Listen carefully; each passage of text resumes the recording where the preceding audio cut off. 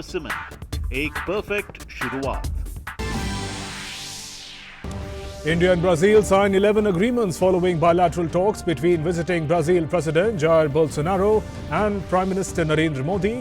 Republic Day chief guest Bolsonaro to call on President and Vice President this evening.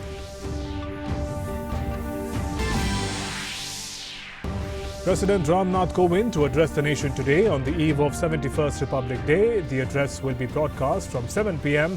on the entire national network of All India Radio and telecast over all channels of Doordarshan in Hindi, followed by the English version. Mobile internet restored in Kashmir. People can access over 300 whitelisted sites on 2G speed.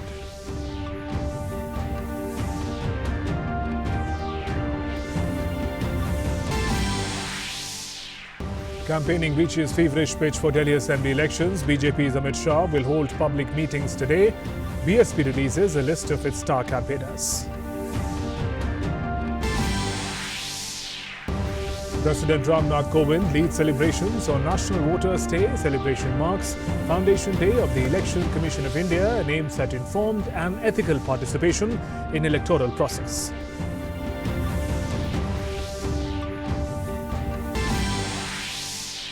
In international news, coronavirus hits Europe as France confirms first 3 cases. Virus also spreads to Australia.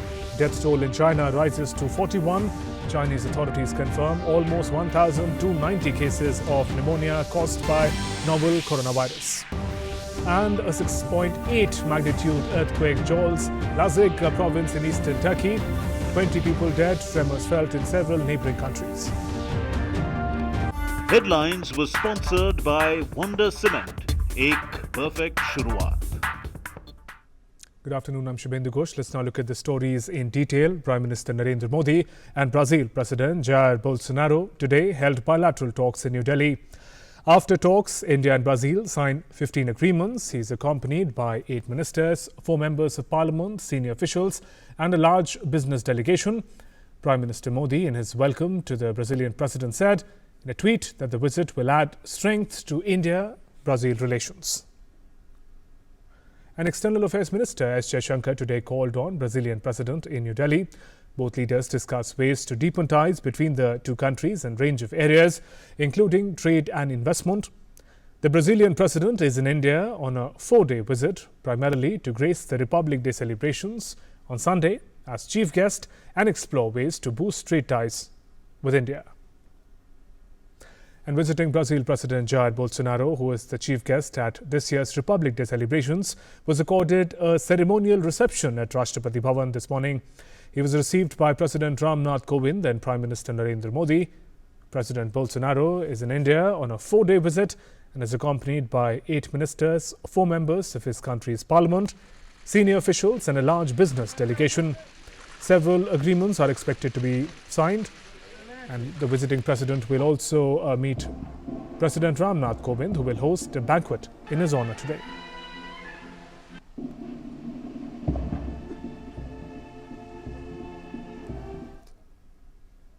And 15 agreements were signed just a short while ago. We will of course use the opportunity to ensure we draw closer ties with India. After all, our two nations share a great deal in common. And I understand that bilateral trade flows between Brazil and India will be substantially boosted following this state visit of mine to India. I'm also pleased to see how our two peoples have connected and come together, particularly as symbolically represented by the meeting of our us two presidents. Together, Brazil and India account for 1.5 billion people. We rank among the 10 largest economies in the world, and I'm quite certain that our two nations tend to grow after this important state visit. President of Brazil, Jair Bolsonaro, visited Rajghat to pay floral tribute to Mahatma Gandhi. He was accompanied by Union Minister V. Muralidharan. Brazilian President wrote in the visitor's book that I'm honored to visit Rajghat and pay tribute on behalf of all Brazilian people to the memory of Mahatma Gandhi. May his remarkable example of love for peace and freedom continue to inspire future generations in India and all over the world. President Ram Nath Kovind will address the nation today on the eve of 71st Republic Day. The address will be broadcast from 7 p.m. on the entire national network of All India Radio and telecast over all channels of Doordarshan in Hindi, followed by the English version. The broadcast of the address in Hindi and English on Doordarshan will be followed by broadcast in regional languages by regional channels of Doordarshan. All India Radio will broadcast regional language versions from 9:30 p.m. onwards on its respective regional networks.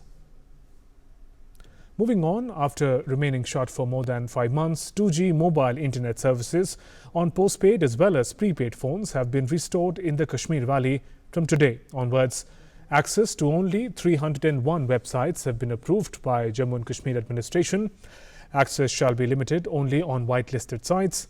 Data services shall be available on postpaid as well as prepaid SIM cards. The move comes within a week of the administration ordering restoration of prepaid mobile services in the valley and resumption of 2G mobile data service on whitelisted websites across the Jammu division. The sites approved include search engines and those associated with banking, education, news, travel, utilities and employment. While most of the services except mobile internet were restored in Jammu within a week, Kashmir witnessed restoration of landline and postpaid mobile services and internet facilities for essential services like hospitals in phases.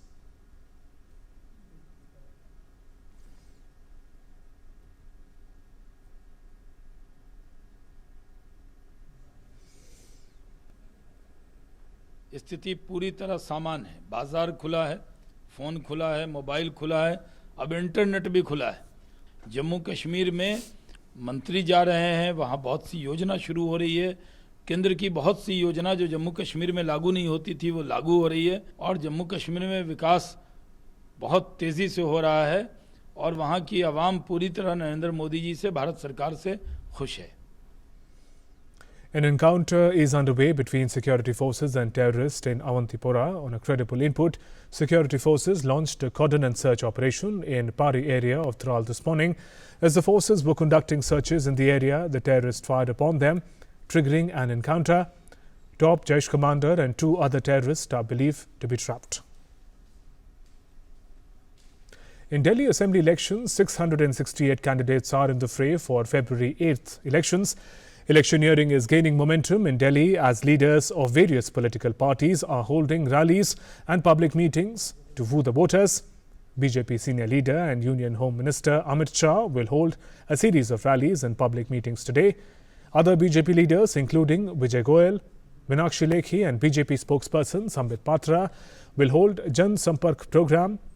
The single-phase polling will be held on February 8th while the counting will take place on February 11th. Leaders of other parties are also holding rallies in support of their candidates. Bahujan Samaj Party (BSP) has released a list of its star campaigners yesterday. Meanwhile, Aam Aadmi Party's Arvind Kejriwal yesterday interacted with voters in his New Delhi constituency. BJP in charge of Delhi elections, Prakash Javadekar, said that party's good work is going to be its strength in the Delhi Assembly polls. Accusing Aam Aadmi Party and Congress of spreading misinformation on Citizenship Amendment Act, he said CAA is meant only to grant citizenship.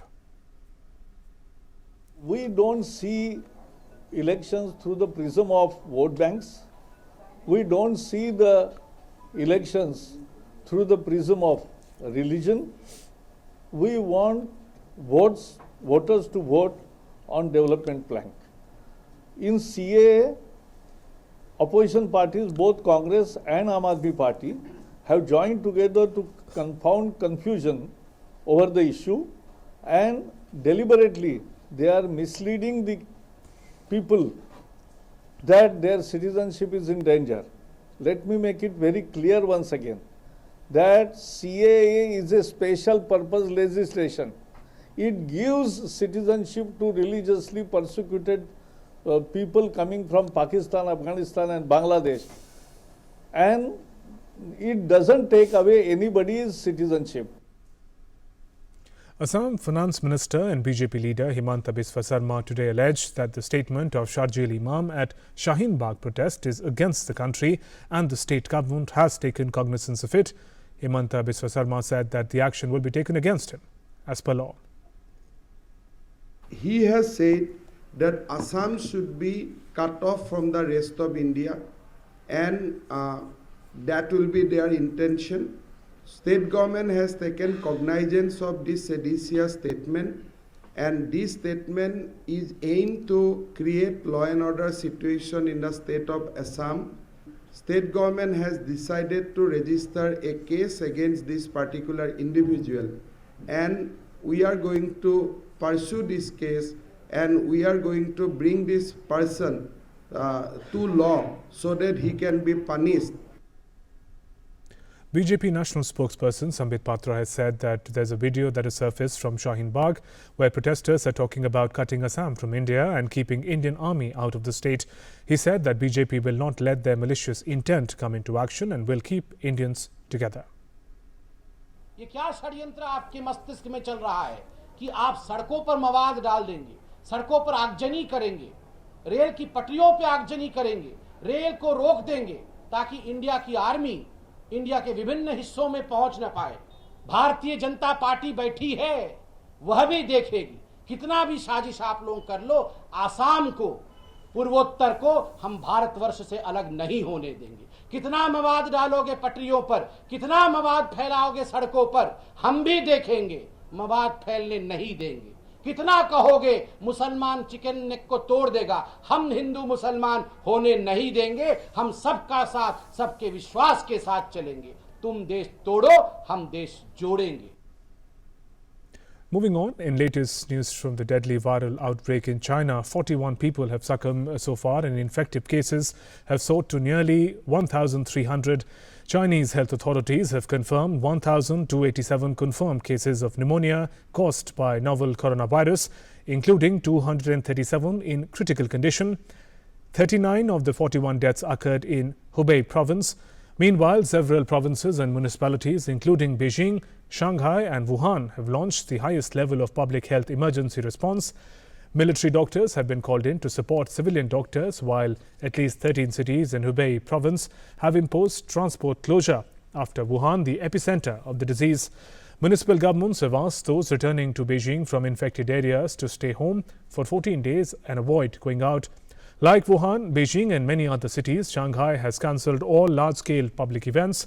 The virus has spread to Hong Kong, Macau, Taiwan, Japan, Singapore, South Korea, Thailand, Vietnam, Nepal, United States, France and Australia. As of Friday, schools across the country have been asked not to hold mass gathering or examinations. Internationally, France has confirmed 3 cases of Wuhan virus, the first case in Europe. France's health minister Agnès Buzyn said that the infected people had travelled to China. One patient is hospitalized in Paris, while the other is being treated in southwestern city of Bordeaux. France's first 2 cases come hours after United States confirmed its second case, that of a woman who had recently travelled to Wuhan and is now hospitalized in isolation. The first confirmed patient in the US was a man who had travelled to Wuhan and returned on January 15th to his home in Washington.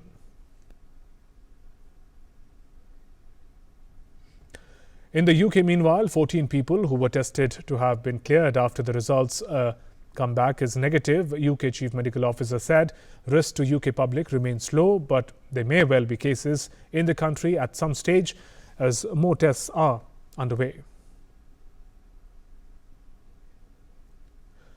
In Nepal, one person has been found to be infected from coronavirus. In a press release issued on Friday, Nepal's Ministry of Health and Population has said that the person who had recently come back from Wuhan has been found positive. The ministry also stated that Epidemiology and Disease Control Division has been closely monitoring the situation. Capacity of the health desk at Tribhuvan International Airport in Kathmandu has been increased, and all passengers coming from China have to declare their health status.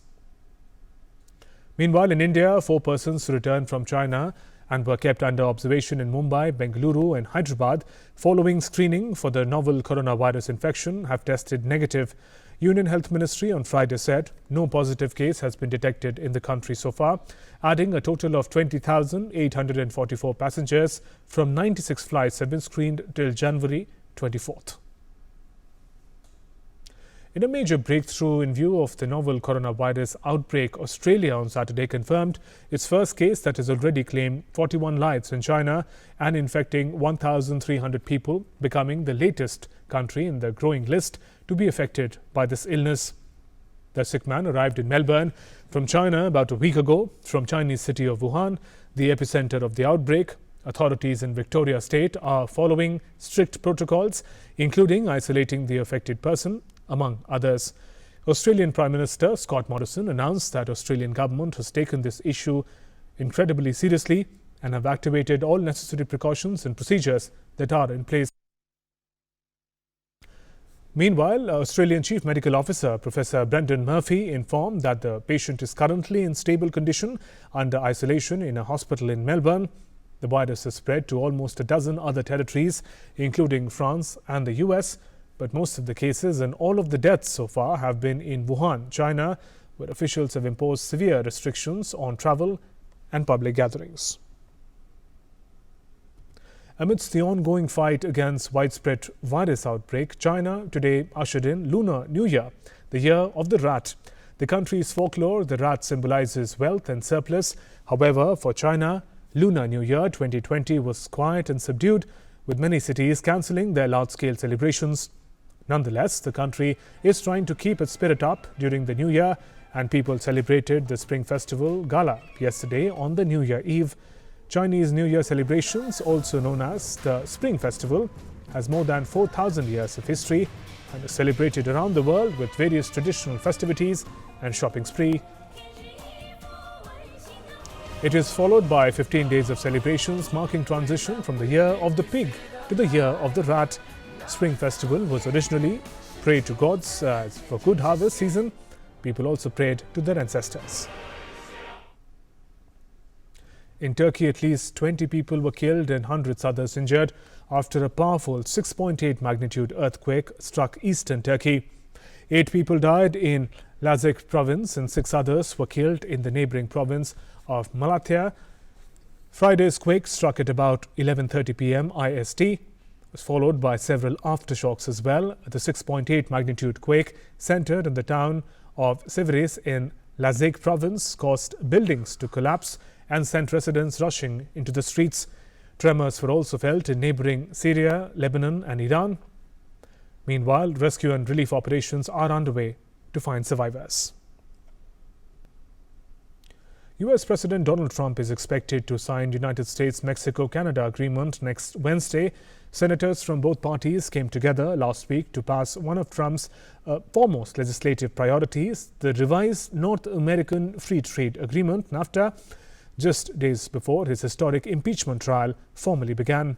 The deal includes new provisions for digital commerce, more stringent rules of origin for auto parts, and new minimum wage requirements for certain auto workers.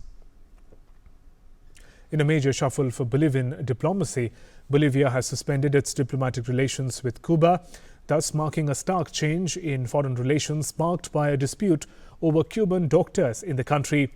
The Foreign Ministry of Bolivia's interim government announced on Friday of the decision. The decision comes in effect due to the recent inadmissible comments by Cuban Foreign Minister Bruno Rodriguez and the constant hostility and constant grievances of Cuba against the Bolivian constitutional government and its democratic processes. This was cited by the ministry. Earlier in November, Cuba's foreign ministry announced terminating its medical mission over what they said was mistreatment and slander by Bolivia's conservative interim government against doctors by claiming that they were instigating rebellion. The spat was revived on Wednesday when interim president Janine Áñez, who tried to align more closely with the United States, said that Cuban government kept 80% of the payments that Bolivia made for the work of Cuban doctors in the country. UK Prime Minister Boris Johnson has signed the Brexit withdrawal agreement on Friday. The UK PM hailed a fantastic moment for the country after he put his name to the historic agreement, which paves the way for UK's exit from the European Union next Friday. Johnson signed the agreement in Downing Street with European and British officials who had brought it to Brussels looking on. Earlier on Friday, European leaders signed the document in Brussels before it was transported to London. The signings mark another step in the ratification process following Parliament's approval of the Brexit bill earlier this week. The European Parliament will vote on the agreement on 29th of January. Diplomats from EU member states will approve the deal in writing on January 30th. And Britain will spend its last day in EU on January 31st before leaving the bloc at 2300 hours GMT. As clocks strike midnight in Brussels, British voters backed leaving the European Union in a June 2016 referendum. And after lengthy negotiations and several delays, Johnson's new government will finally get Brexit done, in his words, next week. Queen Elizabeth II gave her formal assent to British withdrawal legislation on Thursday. The EU is now expected to complete the final formalities in the coming days. Britain will leave institutions of the Union, reducing it to 27 member states now, with the withdrawal agreement providing an 11-month transition period until the end of this year. Some sports news. India crushed New Zealand by 6 wickets in high-scoring first T20 in Auckland.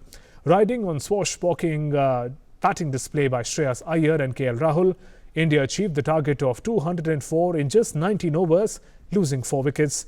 KL Rahul made 56, skipper Virat Kohli scored 45 and Shreyas Iyer made a fantastic 58 runs. Earlier put into bat first, New Zealand scored 203 for 5 in the stipulated 20 overs. Colin Munro and skipper Kane Williamson smashed quick-fire half-centuries. The second T20 will also be played at Eden Park in Auckland on Sunday, while the third T20 will be held at Hamilton on the 29th of this month. Japan's Air Self-Defense Force aerobatic display team has practiced skywriting the Olympic rings to prepare for ceremony marking the arrival of Tokyo Games torch. The team practiced on Friday, 6 months before the start of Olympics. The torch is to be lit in Olympia, Greece on March 12th and will arrive on March 20th at an Air Self-Defense Force base in Higashi Matsushima City that lies in the northeastern part of Japan. The team, Blue Impulse, released white smoke from their jets to create 5 large rings in the sky. The team is known for skywriting the rings at the opening ceremonies of 1964 Tokyo Games and 1998 Nagano Winter Olympics.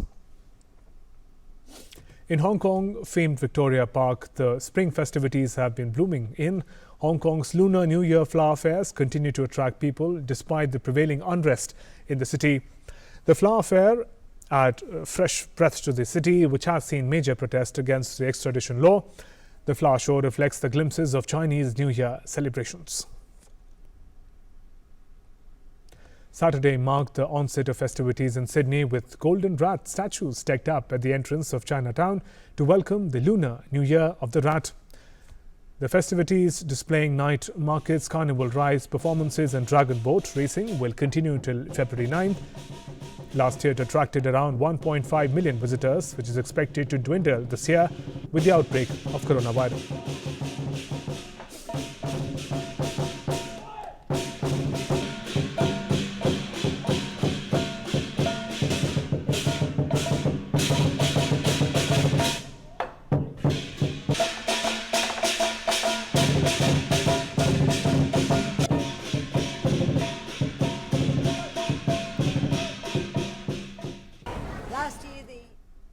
From festivities, let's talk about food. And first of its kind, the International Space Station witnessed baking cookies by astronauts in a special zero-gravity oven.